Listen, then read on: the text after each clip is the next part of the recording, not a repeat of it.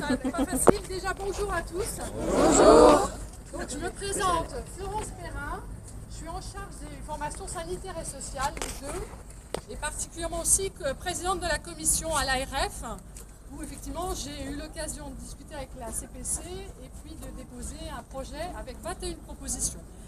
On a longuement discuté de façon à bien se comprendre sur la réforme, puisque il y a un élément sur lequel j'insiste, nous sommes complètement convaincus que vous n'êtes pas un emploi, voire un sous-emploi, mais d'abord et avant tout un métier qui comprend à la fois des savoirs académiques, ça j'y tiens, parce qu'on veut que l'université reconnaisse votre compétence et aussi celle qui va être à l'intérieur de votre diplôme. C'est-à-dire qu'en même temps que vous allez apprendre et avoir un apprentissage, il semble important et fondamental pour les régions de France et Rhône-Alpes en particulier, que l'université vous reconnaisse et que vous puissiez, pour X raisons dans votre carrière, passer de la passerelle où vous êtes à une passerelle universitaire. C'est un élément fondamental sur lequel, pour l'instant, la CPC n'a pas encore, me semble-t-il, bougé.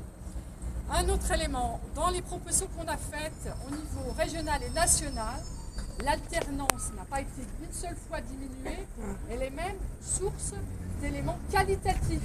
Je rappelle qu'actuellement, si vous écoutez les journaux, si vous avez entendu un certain nombre d'hommes ou de femmes politiques, on parle d'apprentissage.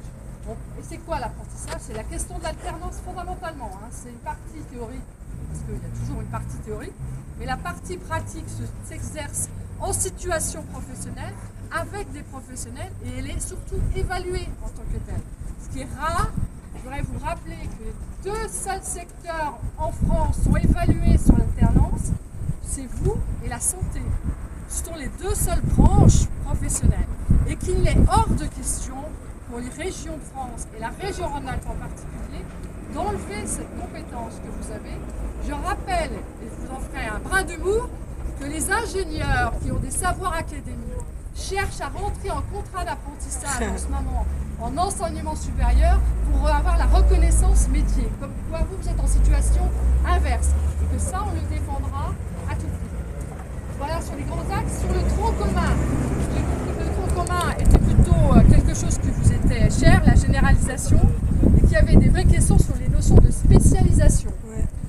Alors, nous, on n'a pas entendu une notion de spécialisation quand le rapport de la CPC a été mis, pour cause, puisque visiblement il y a 3 parties, nous n'en avons eu que 2 en présentation, qui était la notion de tronc commun avec la généralisation de vos connaissances, que vous avez déjà, à mon avis, actuellement d'ailleurs, et puis une notion de spécialité et non pas de spécialisation.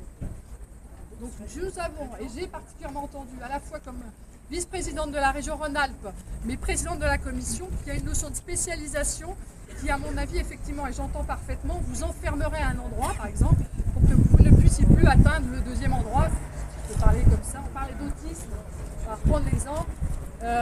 Spécialisation autisme, et puis après je veux être spécialisée à une autre compétence et je ne peux plus revenir en arrière, ou moi je suis dans une case. Donc ça je l'entends, nous on était vraiment sur un objectif politique et il faut que vous en soyez convaincus, que de revalorisation de la question sociale sur l'ensemble des territoires et donc de vous, acteurs sociaux, qui allez intervenir sur ces territoires. Un des objectifs du diplôme et de son programme, en sachant que les régions, je vous le répète, n'interviennent pas sur le pédagogique, on intervient sur le financement, mais on n'est pas responsable des contenus. C'est plusieurs ministères qui sont responsables des contenus. Nous, on ne peut que dire, à un moment donné, quand il y a une réforme de diplôme, pourquoi elle se fait, dans quelles conditions, et dans quel sens politique elle se fait, c'est-à-dire pourquoi on se met à changer. Il y a un grand sens politique que les acteurs sociaux soient reconnus, fondamentalement. On l'a vu, je veux dire, en 11 janvier, il y a eu un événement Charlie, on a parlé d'éducation nationale, c'est très bien, mais on aurait dû parler aussi des acteurs sociaux. Donc, on aurait dû en parler parce que forcément vous avez un rôle et vous avez une fonction à cet endroit-là. Et qu'on n'en a pas parlé. Parce que, je le redisais à vos collègues, c'est une des batailles. Mais battez-vous pour. Il faut que vous vous organisiez en filière professionnelle. Vous vous rendez compte que pour parler du social dans les instances régionales, nous avons le MEDEF et la CGPME pour les patronats et les syndicats nationaux pour le salariat. Ça ne suffit pas. C'est-à-dire qu'on est susceptible que nous, en région, on nous dise il faut moins d'éducateurs, il faut moins d'assistantes sociales, il faut moins de ci, parce que vous n'êtes pas dans la catégorie des représentations. Donc, heureusement, on a des interlocuteurs intéressants à des moments donnés, comme des représentants dans l'économie sociale et solidaire, qui sont quand même une grosse partie de vos employeurs. Mais n'oubliez pas qu'une des deuxièmes batailles, en même temps que le diplôme, c'est la question de l'organisation en filière. Et quand vous serez organisé en filière, on ira 2 fois plus vite ensemble. Voilà. Je pense qu'il faudra qu'on se revoie. Je ne sais pas comment on s'organisera, puisque les échanges sont assez courtes. Hein. En juin, Madame Bourguignon rencontre encore, en juillet, je crois qu'elle rend son rapport. Donc il faudra certainement, malgré les vacances, peut-être refaire un point en juillet, voire début septembre, date à laquelle les choses vont commencer à évoluer. Voilà. Je vous remercie en tout cas de ce dialogue qui est toujours intéressant, sur laquelle soyez convaincus qu'on n'est pas en train de faire en région Rhône-Alpes du néolibéralisme. Ce n'est pas vrai. Ce n'est vraiment pas vrai. La question des acteurs sociaux reste fondamentale et il faut se battre pour qu'elle soit autant reconnue qu'un ingénieur en chimie ou celui qui va au laboratoire PKI. Donc il faut passer aussi par les processus d'universitarisation et les savoirs académiques et conserver le métier. Ça ne sera pas facile, mais il faut le faire. Voilà, donc on va vous faire maintenant merci. La notion de métier. On va vous faire le compte rendu de la délégation. Fabien,